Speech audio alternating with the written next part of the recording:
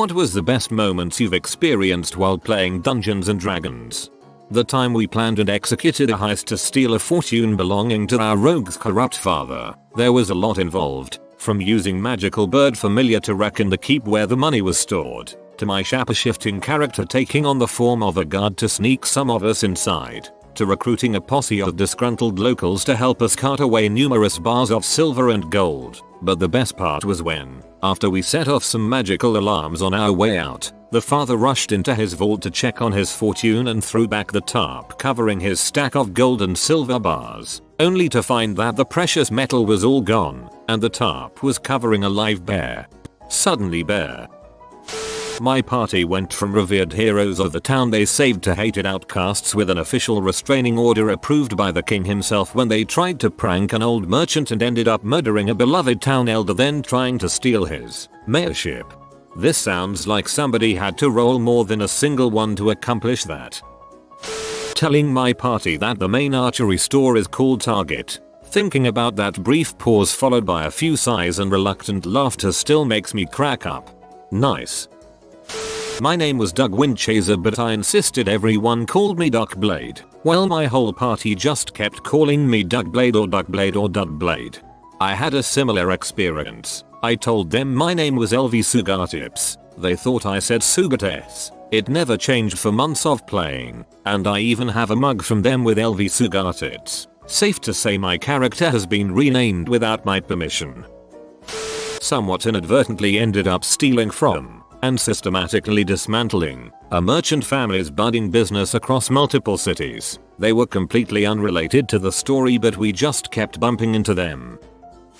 My character was a broken clock right time of day kind of character. The type that would eat the only lit candle in a room just so the other party members wouldn't be able to see when they woke up. The highlight of our campaign came when I was having such shitty dice rolls that I decided to just aim for the space next to the enemy I was fighting, to see what would happen. I rolled a 1, so I missed that space, and hit the enemy instead.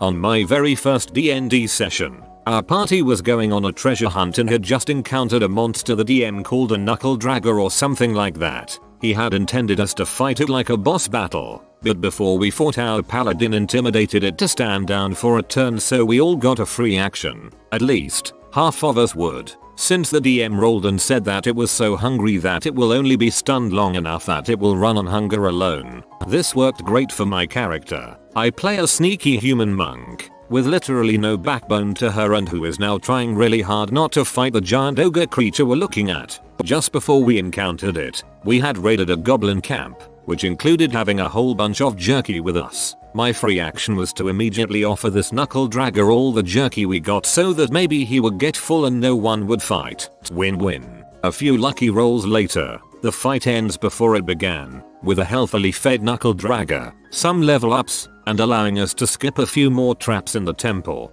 We adopted him by the way. His name is George. The paladin feeds him. Knuckle Dragger is the first boss in Borderlands 2. It's a Bullimong which is a creature that has 4 giant arms and 2 thin looking legs. I'll always be happy about that time my party ran into some goblins hauling oil into a ship. They opened up a barrel of oil and tossed some on the goblins, and then lit them on fire. The goblins, not being that stupid, jumped in the water. So then the party dumped oil, using a floating hand to cover a wide area, all over the water and lit that on fire too.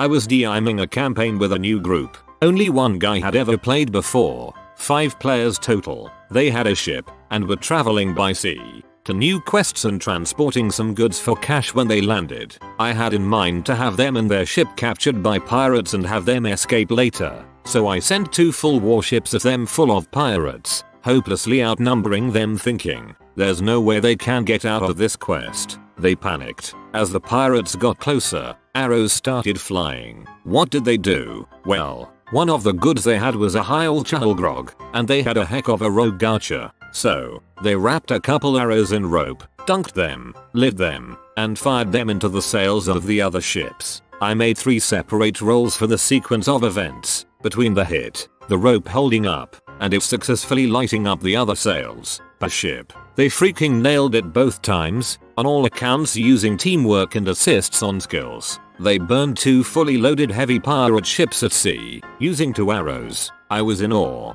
I had to give them extra XP for their ingenuity. My players had to fight a dragon. They rolled shockingly well throughout the fight and were surprisingly winning. So being in the open I logically had the dragon flee. This was surprising given they were only level 3 and only bad rolls from the dragon had kept them alive. Most everyone got an attack of opportunity and or ran as it thrashed out of the tower making it collapse, but the half-orc barbarian wasn't having any of it. She had a custom weapon from a special orc bad guy the party had fought. It was essentially a hook on a chain you could throw and drag people to you, and her usual great sword as a weapon. Thus will become relevant shortly. As the dragon flew up she said she wanted to grapple it. Rolled, succeeded. Okay, you're holding onto its tail. She then spent the next couple rounds as this massive dragon flew hundreds of feet into the air, climbing to the middle of its back. The dragon was rolling and thrashing trying to throw her off, but she rolled great every time and hung in there. Then she wanted to throw the hook and latch it onto the dragon's face or eye. Rolls a freaking 19. Hook lodged in dragon's eye and now she's riding it through the air like a venom breathing bull at the world's scariest rodeo. Then she started hacking at the dragon's wing. At this point she's like 300 feet in the air and is expecting this to just be a badass way to kill herself. First attack hits. Okay damage. Second attack crits. Almost max damage. I say that the wing shears free in a gout of blood, the brittle wing bones splintering under the weighty blow. Now she's riding an almost dead dragon as it plummets to the earth from a height that would kill anything like a green Slim Pickens planning to go out in a blaze of glory. As the dragon and orc smash into a building in the town, the other PCS run there to surely find their friend dead. Well, half-orcs have a feature that makes them particularly hard to kill, and I figured the spirits she worshipped would be pretty dang impressed by such a move, so I gave her one last chance. Roll a con save with disadvantage. Non-D&D players, this means you roll 2 20-sided dice and take the worst of the 2 rolls. First roll is a natural 20. Everyone is laughing, saying if only it wasn't disadvantage. Second roll, another freaking natural 20. Table loses its mind. The other characters dig through the rubble and among what is left of the splattered dragon they find a barely alive, unconscious half-orc barbarian with a giant grin frozen on her face. I ruled even with healing magic she'd be so wounded she needed a week to recover, so the party had to drag her around in a cart for a while. But thus began the reoccurring legend of the Dragon Slayer through my games. I hope she finds a place amongst the gods or stars when she passes. Using spring-loaded gauntlets meant for quickly deploying hidden daggers to house and launch small snakes at enemies, and the look on everyone's face when I did this. I'm not super good at the roleplay aspect of the game. I'm a new player, just under a year of playing, but my group disbanded after college ended. Anyway, my party was in a fight from a setup stealth mission gone wrong. One person was unconscious, the other struggling, and I had the big muscular barbarian attacking me. My DM said he was a Russian Armstrong from Fullmetal Alchemist. I was pretty low on HP, and no potions or healing spells as the unconscious player was the cleric. Out of a random turn of events, I asked the DM if instead of attacking, if I could use a charisma check to flirt with him. He said sure. By the way, my character was male. Rolled a natural 20. We made out for 2 turns, and on the 3rd turn I failed my roll, so he stopped kissing me and attacked me. On my next turn I said, as my character, I can't believe you. I thought you were different than the rest, that you and I could make all this fighting come to a standstill by the other seeing the true love you and I had for each other. I see that you just used me for personal gain, and tossed me aside like common trash. I've never felt so abused in my entire life. Started crying and dashed away from battle, my DM said, after he technically has an attack of opportunity to use on you, but he's not going to use it. The other player convinced the enemy I made out with to come after me and beg for forgiveness, and he managed to take out 2 people fighting him, and since the big barbarian left he got scared and ran, so we ended up winning the fight, I guess. The barbarian enemy became an unintended love interest for the next while. All because I didn't want my character to die. Haha. Reminds me of that rolling repeated natural 1s thing, where he brings the barbarian home to meet his parents.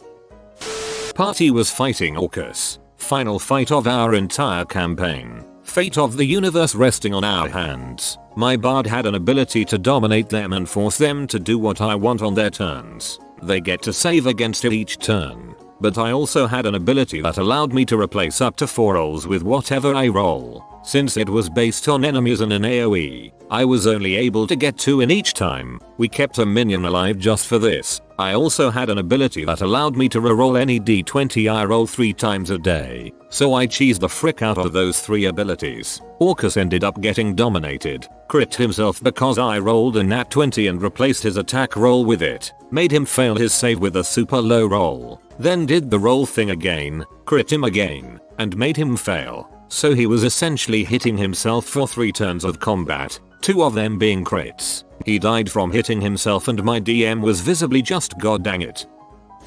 My first campaign was with some twisted but hilarious friends. We had a couple people with really high charisma and used the local townsfolk in unspeakable, but efficient, ways. At one point, we were accompanied by a local dwarven smith with a martial past of some sort, and we needed to explore a creepy cathedral. Having heard some horrible skittering coming from the entrance, none of us wanted to go first, so we got the dwarf drunk and spoke of glory to be won in leading a courageous charge. Not content to simply scout, we also managed to hide several bottles of highly flammable liquid on him for after the great victory and poured a drink over him for luck. When he made his brave and glorious charge, a fire arrow in the back turned him into a rather unwilling suicide bomber and cleared out a nasty nest of spiders that lay in wait. Our paladin was lawful good, but also hopelessly gullible, and went along with our depraved deeds without complaint. Our second, and more horrible transgression was just soon after this fiery escapade,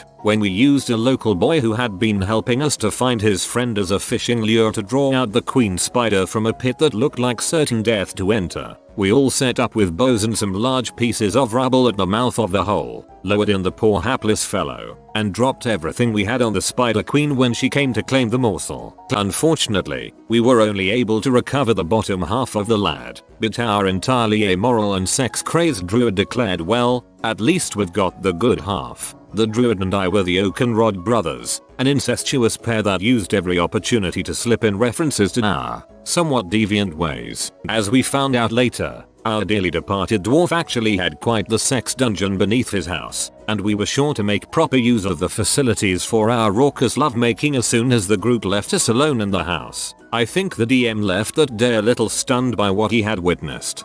Our paladin was lawful good, but also hopelessly gullible, and went along with our depraved deeds without complaint. Oh look, what fine yet rustic architecture. I should go to examine it further.